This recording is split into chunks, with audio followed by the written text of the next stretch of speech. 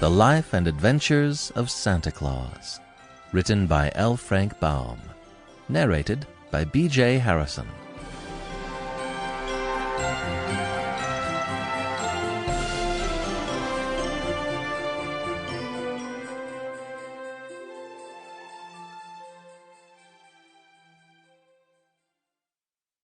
Part 1. Youth. Chapter 1. Burzee. Have you heard of the great forest of Burzee? Nurse used to sing of it when I was a child. She sang of the big tree trunks, standing close together, with their roots intertwining below the earth and their branches intertwining above it. Of their rough coating of bark and queer, gnarled limbs.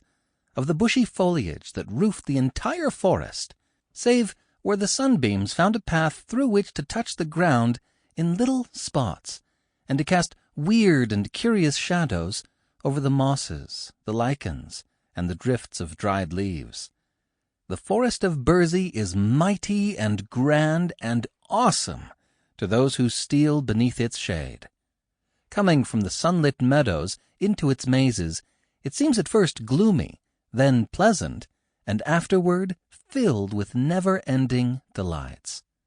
For hundreds of years it has flourished in all its magnificence, the silence of its enclosure unbroken, save by the chirp of busy chipmunks, the growl of wild beasts, and the songs of birds. Yet Burzee has its inhabitants for all this.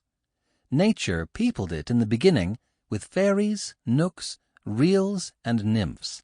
As long as the forest stands, it will be a home, a refuge, and a playground to these sweet immortals who revel undisturbed in its depths.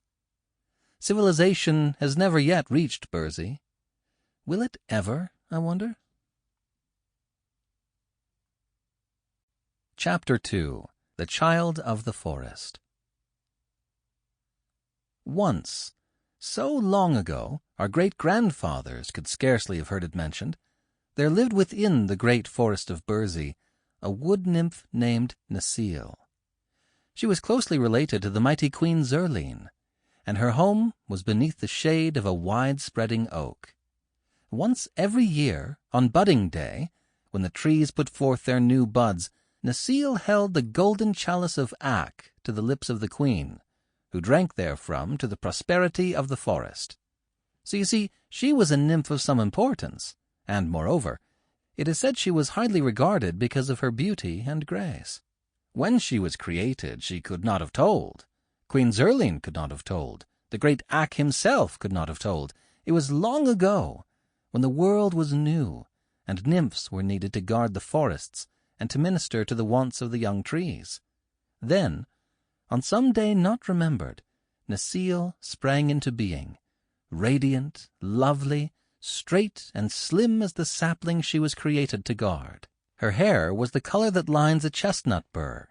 Her eyes were blue in the sunlight and purple in the shade. Her cheeks bloomed with the faint pink that edges the clouds at sunset. Her lips were full red, pouting and sweet. For costume, she adopted oak-leaf green. All the wood-nymphs dress in that color, and know no other so desirable.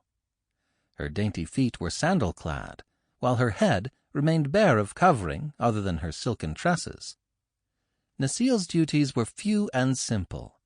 She kept hurtful weeds from growing beneath her trees and sapping the earth food required by her charges. She frightened away the gadgols, which took evil delight in flying against the tree trunks and wounding them, so that they dropped and died from the poisonous contact. In dry seasons, she carried water from the brooks and pools and moistened the roots of her thirsty dependents. That was in the beginning. The weeds had now learned to avoid the forests where wood-nymphs dwelt. The loathsome gadgols no longer dared come nigh. The trees had become old and sturdy, and could bear the drought better than when fresh sprouted.